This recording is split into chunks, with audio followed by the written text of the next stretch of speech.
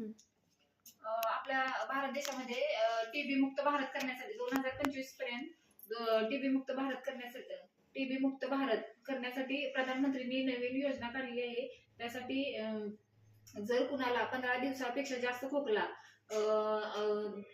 15 दिवसापेक्षा जास्त खोकला, ताप, हाडमोडी ताप, जर भूक लागत नसेल, वजनात जर घट असेल तर त्यांनी आपल्याकडे आमच्या आरोग्य उपकेंद्रात माहिती द्या.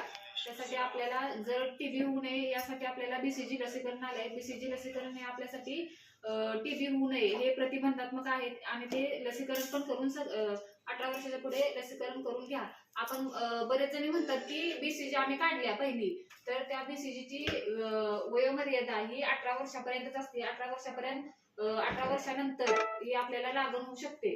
त्यासाठी आपण बीसीजी लसीकरण करून घ्या. आणि त्यासाठी आमच्याकडे जर कुणाला खोकला, ताप ही मी जी लक्षणे सांगितली त्या लक्षणापैकी एक जरी लक्षण असेल तर आमच्याशी संपर्क साधा. त्यासाठी आपल्याकडे मोफत एक्सरे असतो, मोफत औषध उपचार दिला जातो.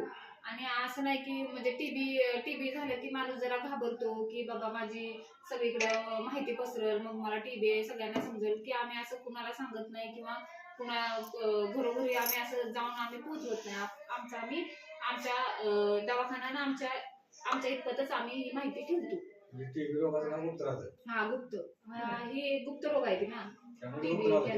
प्रसार करत नाही आम्ही. आता बरेच आपल्या इथं पण पेशंट आहेत, पण आम्ही कधी कुणाला सांगितलं पण नाही आणि इथनं पुढे कधी सांगणार म्हणजे तसं सांगायचं नसतं ना. एखाद्याला ज्याला आजार आहे त्याचं ही करून त्याच्या मनाला ही ठेस लागला असं वागायचं नसते. आम्ही पैसे काय म्हणतात? हो, औषध उपचार मोफत औषध उपचार असतो आणि महिन्याला 500 रुपये मिळते.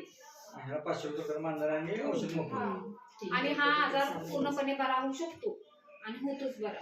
जोपर्यंत बरा होत नाही तोपर्यंत आम्ही काळजी घेतो. आपल्याकडे तो वजन करत आहे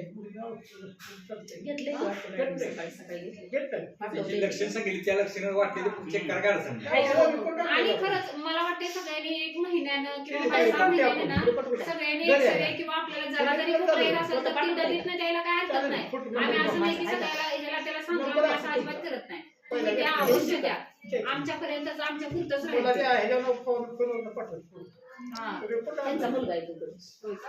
2025 पर्यंत टीबी भारत मुक्त करायचं.